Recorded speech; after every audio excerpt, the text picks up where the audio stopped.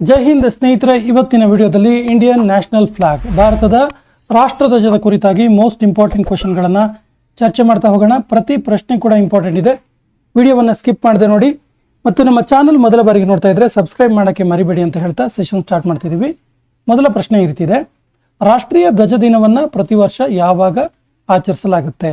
ರಾಷ್ಟ್ರೀಯ ಧ್ವಜ ದಿನ ಅಥವಾ national flag day. National flag day. ಸ್ನೇಹಿತರೆ, ಇದೊಂದೇ ವಿಡಿಯೋ ನೋಡಿದ್ರೆ ಸಾಕು, ನಿಮಗೆ ಭಾರತದ ರಾಷ್ಟ್ರಧ್ವಜದ ಕುರಿತಾಗಿ ಸಂಪೂರ್ಣ ಮಾಹಿತಿಯನ್ನು ನೀಡಲಾಗುತ್ತೆ. ಸೊ ವಿಡಿಯೋವನ್ನು ಸ್ಕಿಪ್ ಮಾಡದೆ ನೋಡಿ. ಸೊ ರಾಷ್ಟ್ರೀಯ ಧ್ವಜ ದಿನವನ್ನು ಪ್ರತಿ ವರ್ಷ ಯಾವಾಗ ಆಚರಿಸಲಾಗುತ್ತೆ ಕೇಳಿದ್ರೆ ಜುಲೈ 22ರಂದು. Option C is the right answer. July 22ರಂದು ಆಚರಿಸಲಾಗುತ್ತೆ. ಸೊ ಯಾಕೆ ಅಂತ ಕೇಳಿದ್ರೆ ಜುಲೈ 22 1947ರಲ್ಲಿ ಭಾರತದ ರಾಷ್ಟ್ರ ಧ್ವಜದ ಅಂಗೀಕಾರವಾಗಿದ್ದು. ರಾಷ್ಟ್ರಧ್ವಜದ ಅಂಗೀಕಾರ ಆಗುತ್ತೆ. ಎಲ್ಲಿ ಆಗುತ್ತೆ ಕೇಳಿದ್ರೆ ದೆಹಲಿಯ ಕಾನ್ಸ್ಟಿಟ್ಯೂಷನ್ ಹಾಲಲ್ಲಿ. ದೆಹಲಿಯ ಕಾನ್ಸ್ಟಿಟ್ಯೂಷನ್ ಹಾಲ್. ದೆಹಲಿಯ ಕಾನ್ಸ್ಟಿಟ್ಯೂಷನ್ ಹಾಲಲ್ಲಿ ಜುಲೈ 22 1947ರಲ್ಲಿ ರಾಷ್ಟ್ರಧ್ವಜದ ಅಂಗೀಕಾರ ಆಗುತ್ತೆ. ಸಂವಿಧಾನ ಸಭೆಯಿಂದ ತ್ರಿವರ್ಣ ಧ್ವಜವನ್ನು ಅಂಗೀಕಾರ ಮಾಡಲಾಗುತ್ತೆ. ಭಾರತದ ರಾಷ್ಟ್ರೀಯ ಧ್ವಜವನ್ನು ಅಂಗೀಕಾರ ಮಾಡಿದ ದಿನ ಯಾವುದು? ಈಗಲೇ ಹೇಳಿದಾಗೆ 22 ಜುಲೈ 1947ರಲ್ಲಿ ಭಾರತದ ಸಂವಿಧಾನ ಸಭೆ ಭಾರತದ ರಾಷ್ಟ್ರಧ್ವಜವನ್ನು ಅಂಗೀಕಾರ ಮಾಡುತ್ತೆ. ತ್ರಿವರ್ಣ ಧ್ವಜವಾಗಿತ್ತು. ಈ ಅಂಗೀಕಾರ ಮಾಡಿದ್ದು ಪ್ರೆಸೆಂಟ್ಲಿ ನಾವು ನೋಡ್ತಾ ಇದ್ದೀವಲ್ಲ, ಅದೇ ತ್ರಿವರ್ಣ ಧ್ವಜ 22 ಜುಲೈ 1947ರಲ್ಲಿ ಅಂಗೀಕಾರವಾಗಿದ್ದು.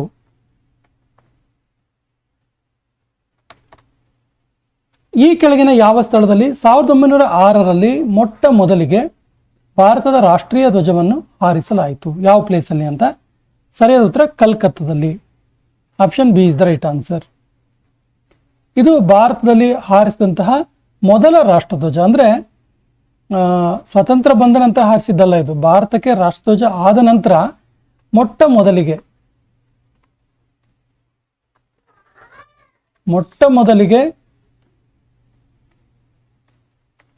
ರಾಷ್ಟ್ರಧ್ವಜ ಹಾರಿಸಿದ್ದು.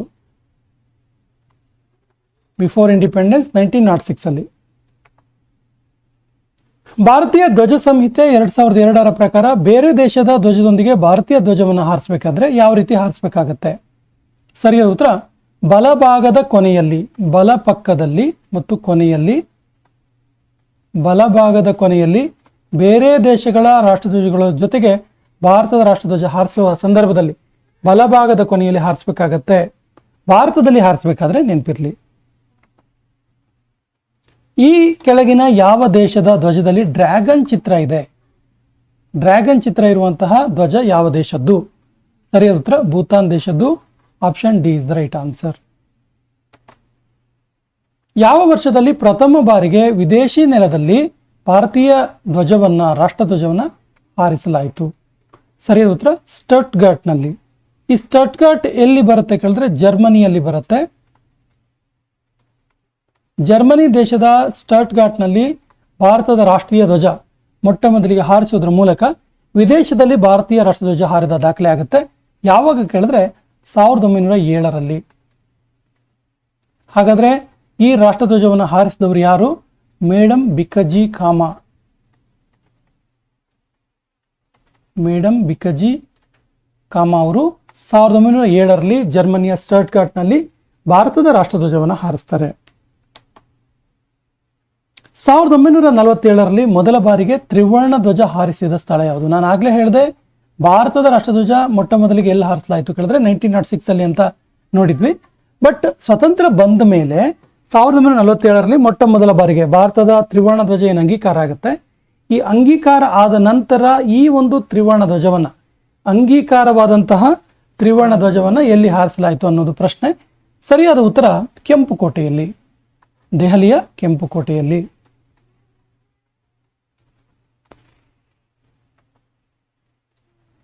ವಿದೇಶದಲ್ಲಿ ತ್ರಿವರ್ಣ ಧ್ವಜವನ್ನು ಹಾರಿಸಿದ ಮೊದಲ ಭಾರತೀಯರು ಯಾರು? ಆಗಲೇ ಹೇಳಿದ್ವಿ. ಸರಿಯಾದ ಉತ್ತರ madam Bhikaiji Cama. Option B is the right answer. ಎಲ್ಲಿ? ಜರ್ಮನಿಯ ಸ್ಟಟ್ಗರ್ಟ್ನಲ್ಲಿ. ಜರ್ಮನಿಯ ಸ್ಟಟ್ಗಟ್ನಲ್ಲಿ. ಯಾವಾಗ? 1907ರಲ್ಲಿ, 1907ರಲ್ಲಿ. ಸಂವಿಧಾನ ರಚನಾ ಸಭೆಯ ಧ್ವಜ ಸಮಿತಿಯ ಅಧ್ಯಕ್ಷತೆ ಯಾರು ವಹಿಸಿದ್ರು?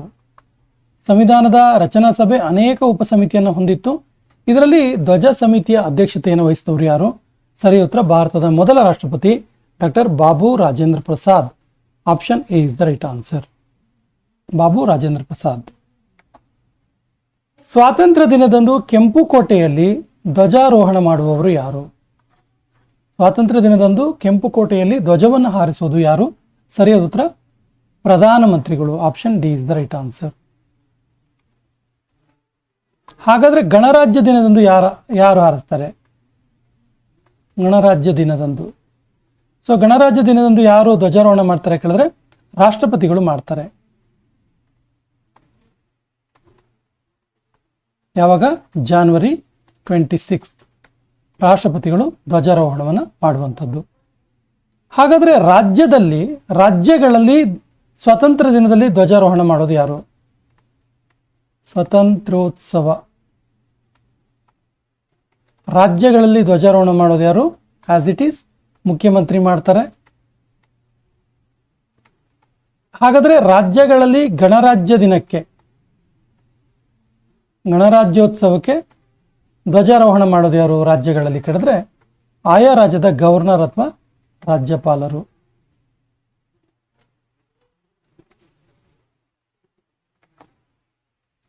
ರಾಷ್ಟ್ರಧ್ವಜದ ಮಧ್ಯೆ ಇರುವ ಚಕ್ರವನ್ನು ಚರಕದ ಬದಲಿಗೆ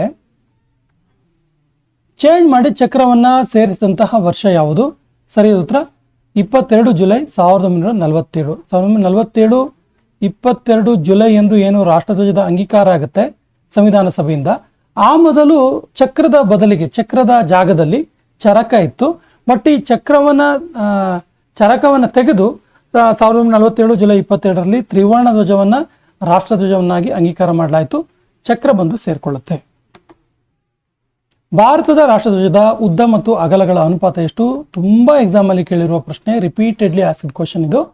ಸೊ ಸರಿಯಾದ ಉತ್ತರ 3:2. ಉದ್ದ ಮತ್ತು ಅಗಲಗಳ ಅನುಪಾತ 3:2 ಆಗಿರುತ್ತೆ.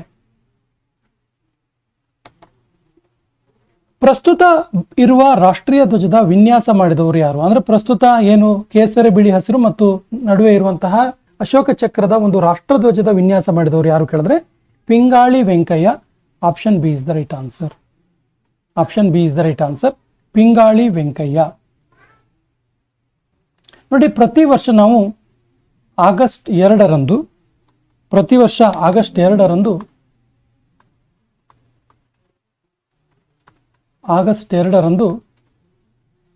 ಪಿಂಗಾಳಿ ವೆಂಕಯ್ಯ ಅವರ ಜನ್ಮದಿನವನ್ನು ಆಚರಿಸ್ತೀವಿ. ಪಿಂಗಾಳಿ ವೆಂಕಯ್ಯ ಜನ್ಮದಿನ ಆಚರಿಸ್ತೀವಿ. ಈ ಮಾಹಿತಿ ಗೊತ್ತಿರಲಿ. ಸ್ವಾತಂತ್ರ್ಯ ದಿನದಂದು 17 ಬಾರಿ ರಾಷ್ಟ್ರಧ್ವಜವನ್ನು ಹಾರಿಸಿದ ದಾಖಲೆ ಯಾರ ಹೆಸರಲ್ಲಿದೆ? ಸರಿಯಾದ ಉತ್ತರ ಜವಾಹರ್ಲಾಲ್ ನೆಹರು ಅವರ ಹೆಸರಲ್ಲಿದೆ. ಭಾರತದ ಮೊದಲ ಪ್ರಧಾನಮಂತ್ರಿ ಜವಾಹರ್ಲಾಲ್ ನೆಹರು ಅವರು ಅತಿ ಹೆಚ್ಚು ಸಾರಿ ಕೆಂಪುಕೋಟೆಯಲ್ಲಿ ಸ್ವಾತಂತ್ರ್ಯ ದಿನದಂದು ಧ್ವಜವನ್ನು ಹಾರಿಸಿದ ಕೀರ್ತಿ 17 ಸಾರಿ ದಾಖಲೆ ಇರುವಂಥದ್ದು ಜವಾಹರ್ಲಾಲ್ ನೆಹರು ಅವರ ಹೆಸರಲ್ಲಿ. ಸೊ ನೋಡಿ, ಅವರ ನಂತರ ಜವಾಹರ್ಲಾಲ್ ನೆಹರು 17 ಸಾರಿ ರಾಷ್ಟ್ರಧ್ವಜವನ್ನು ಧ್ವಜಾರೋಹಣ ಮಾಡಿದ್ರೆ 2ನೇ ಸ್ಥಾನದಲ್ಲಿ ಇಂದಿರಾ ಗಾಂಧಿ ಅವರು ಎಷ್ಟು ಸಾರಿ ಹಾರಿಸಿದ್ದಾರೆ? 16 ಸಾರಿ. 3ನೇ ಸ್ಥಾನದಲ್ಲಿರೋದು ಪ್ರಸ್ತುತ ಇರುವಂತಹ ಪ್ರಧಾನಮಂತ್ರಿ ನರೇಂದ್ರ ಮೋದಿ ಅವರು 12 ಸಾರಿ. ಇಲ್ಲೊಂದು ವಿಶೇಷವಾದ ಅಂಶವಿದೆ, ಗಮನಿಸಿ. ಭಾರತದಲ್ಲಿ ಸ್ವಾತಂತ್ರ್ಯ ದಿನದಂದು ಧ್ವಜಾರೋಹಣ ಮಾಡದೇನೆ ಇರುವಂತಹ ಪ್ರಧಾನಮಂತ್ರಿಗಳು ಯಾರು ಅಂತೇಳಿ ನೋಡಿ. ಒಂದು ಗುಲ್ಜಾರಿ ಲಾಲ್ ನಂದಾ, ಇನ್ನೊಂದು ಚಂದ್ರಶೇಖರ್. ಇವರಿಬ್ಬರು ಸ್ವಾತಂತ್ರ್ಯ ದಿನಗಳಲ್ಲಿ ಧ್ವಜಾರೋಹಣ ಮಾಡುವ ಅವಕಾಶ ಅವರಿಗೆ ಸಿಗದೇ ಇಲ್ಲ. ಧ್ವಜಾರೋಹಣ ಮಾಡದೇ ಇರುವ ಪ್ರೈಮ್ ಮಿನಿಸ್ಟರ್ಸ್ ಇವರು ನೋಡಿ. ಸ್ವಾತಂತ್ರ್ಯ ದಿನಗಳಲ್ಲಿ ಧ್ವಜಾರೋಹಣ ಮಾಡದೇ ಇರುವ ಪ್ರೈಮ್ ಮಿನಿಸ್ಟರ್ ಯಾರು ಕೇಳಿದ್ರೆ ಗುಲ್ಜಾರಿಲಾಲ್ ನಂದಾ ಒಂದು, ಚಂದ್ರಶೇಖರ್ ಮತ್ತೊಬ್ರು. ಸ್ವಾತಂತ್ರ್ಯ ದಿನದಂದು 12 ಬಾರಿ ರಾಷ್ಟ್ರಧ್ವಜವನ್ನು ಹಾರಿಸಿದ ದಾಖಲೆ ಯಾವ ಕಾಂಗ್ರೆಸ್ಸೇತರ ಪ್ರಧಾನಿಗಿದೆ? ಸರಿಯಾದ ಉತ್ತರ ಸೊ ಇದಕ್ಕೆ ನರೇಂದ್ರ ಮೋದಿ ಆಗ್ಬೇಕಿತ್ತು. ನರೇಂದ್ರ ಮೋದಿ.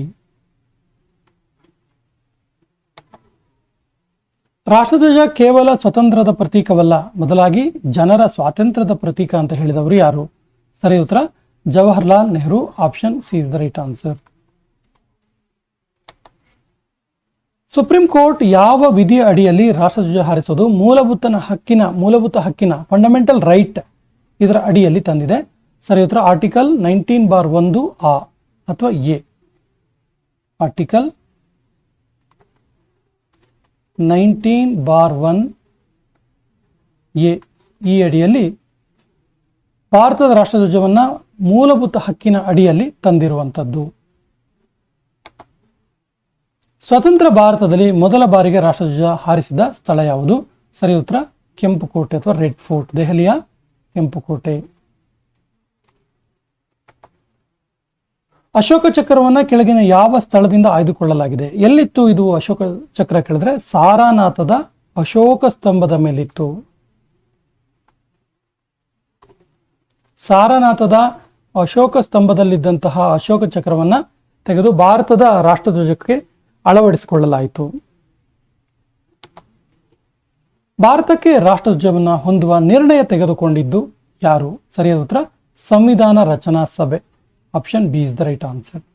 ಕಾನ್ಸ್ಟಿಟ್ಯೂಷನಲ್ ಅಸೆಂಬ್ಲಿ ಅಂತ ಕರಿತೀವಲ್ಲ, ಕಾನ್ಸ್ಟಿಟ್ಯೂಷನಲ್ ಅಸೆಂಬ್ಲಿ ಈ ನಿರ್ಣಯ ತೆಗೆದುಕೊಳ್ತು. ರಾಷ್ಟ್ರದ ಧ್ವಜ ಸಮಿತಿ ಅಧ್ಯಕ್ಷತೆ ವಹಿಸಿದ್ದು ಅವತ್ತಿನ ನಂತರ ಭಾರತದ ಮೊದಲ ರಾಷ್ಟ್ರಪತಿಯಾದಂತಹ ಬಾಬು ರಾಜೇಂದ್ರ ಪ್ರಸಾದ್ ಅವರು. ರಾಷ್ಟ್ರಧ್ವಜದ ಅಶೋಕ ಚಕ್ರದಲ್ಲಿರುವ ಕಡ್ಡಿಗಳು ಸ್ಟೋಕ್ಸ್ ಇದಾವಲ್ಲ, ಅದು ಯಾವುದರ ಪ್ರತೀಕ ಆಗಿದೆ? ಸರಿಯಾದ ಉತ್ತರ ದಿನದ ಗಂಟೆಗಳು. 24 ಸ್ಟೋಕ್ಸ್ ಇರುವಂಥದ್ದು, 24 ಕಡ್ಡಿಗಳಿವೆ.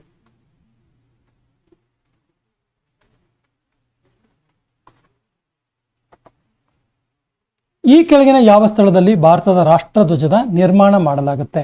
ಸರಿಯಾದ ಉತ್ತರ ಹುಬ್ಬಳ್ಳಿಯಲ್ಲಿ. ಕರ್ನಾಟಕದ ಹುಬ್ಬಳ್ಳಿಯಲ್ಲಿ ಭಾರತದ ರಾಷ್ಟ್ರಧ್ವಜ ಮಾಡುವಂತಹ ಏಕೈಕ ಸ್ಥಳ ಇದು. ಅಂದರೆ ನ್ಯಾಷನಲ್ ಗೌರ್ಮೆಂಟ್ ಅಫಿಷಿಯಲ್ ಬಿಲ್ಡಿಂಗ್ ಮೇಲೆ ಹಾರಿಸುವಂಥ ರಾಷ್ಟ್ರಧ್ವಜ ಖಾದಿಯಿಂದ ಮಾಡಲಾಗುತ್ತೆ. ಕರ್ನಾಟಕದ ಹುಬ್ಬಳ್ಳಿಯಲ್ಲಿ ಇರುವಂಥದ್ದು ಇದು. ಸೊ ವಿಶೇಷತೆ ಏನು ಕೇಳಿದ್ರೆ ಇದನ್ನ ಕರ್ನಾಟಕದ ಖಾದಿ ಗ್ರಾಮೋದ್ಯೋಗ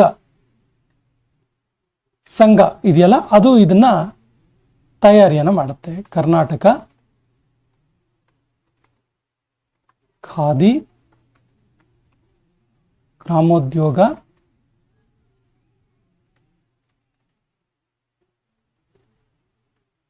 ಸ್ವಸಹಾಯ ಸಂಘ.